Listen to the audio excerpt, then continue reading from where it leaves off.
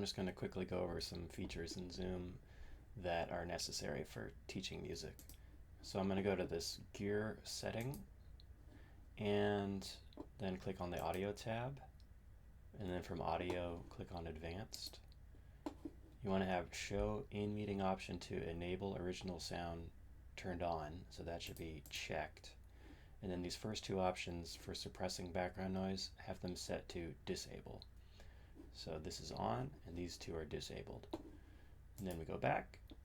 The only other thing I'll say about this page is this is where you can check your input level of your mic. So if you do a test recording and you find that your horn or whatever other instrument is too hot, you might experiment with just bringing that volume down until you get a sound that isn't distorted.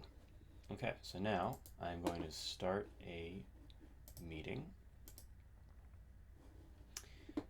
and we can see in the top left corner of this where it says turn off original sound. So that means original sound is turned on, which is what we want. Original sound meaning that sounds other than voice are not getting canceled out the way Zoom is designed to cancel out. Zoom is designed to focus on speech and think of everything else as background noise to be canceled out, including the sound of instruments. So we want all that sound to go through if we're doing music stuff. Okay, so now looking at share screen, I click share screen. I want to show you a few things that I use that are very helpful. First is going to be, I'm going to select a Sibelius file, and I want the students to be able to see this Sibelius file. So if I select it and press share, they'll be able to see it, but they won't be able to hear it. And I want them to also be able to hear it. So I select it, and then I need to select this. This is often overlooked. Select share computer sound, and then press share. So here we can see that this application now has this green outline, and that means it's being shared. This particular window is what the people on the other end of the connection are seeing, nothing else on your desktop. So now they can see it, and you can manipulate it the way you usually would with the Sibelius file. You can input things on the fly, and you can play it back so you can hear it. And that's just a little distorted there because of nothing to do with Zoom, just something to do with my computer. But anyway, so I will stop share on that. Another screen share that we use a lot would be if you just want to share some music. So like through Apple Music or Spotify or whatever. So there's a couple ways you can do that. One would be similar, which I would actually select the application, share computer sound and share, and then you would actually see the application window. Press play and you can hear it, which is cool if you actually want to see it. But if you don't want to see it, if you just want to hear it, there's a different way to do it. Go to share screen. Up here at the top, instead of basic, go to advanced and select music or computer sound only. If you select that and then press share, you will be able to play the track, but the focus inside of Zoom will just be on your camera. So unless you want the students to be able to see your application window for whatever reason, your Apple Music or whatever you're using to play, then you can use this option.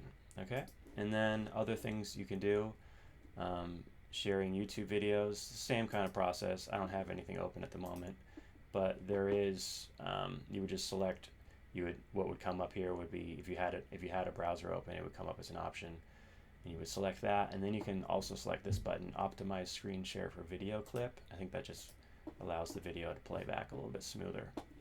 Okay, the couple things I'll say, if you do if you do an audio share, this is something that comes up fairly regularly. For example, if you want to play a background track on your end, whether it be through Apple Music, like an MP3, or potentially something like iReal Pro, if you play a track and then you play along with it through your mic to demonstrate something or whatever it is, there often will be some audio sync issues.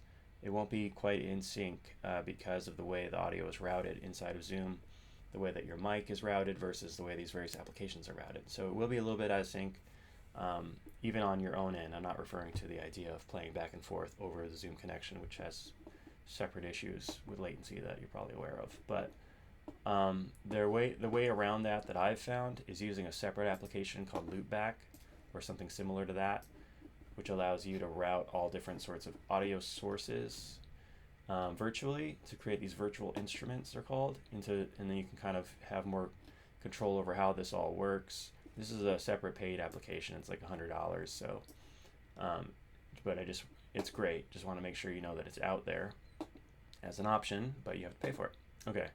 And then the one other thing I'll say, Zoom is not set up to allow you to monitor yourself. In other words, your microphone input. The way to monitor yourself, if you want to be able to do that, is usually by way of your audio interface itself. The audio interface that I'm using, the Zoom H6, it has built-in direct monitoring options. So I have that turned on right now so I can hear myself through my headphones.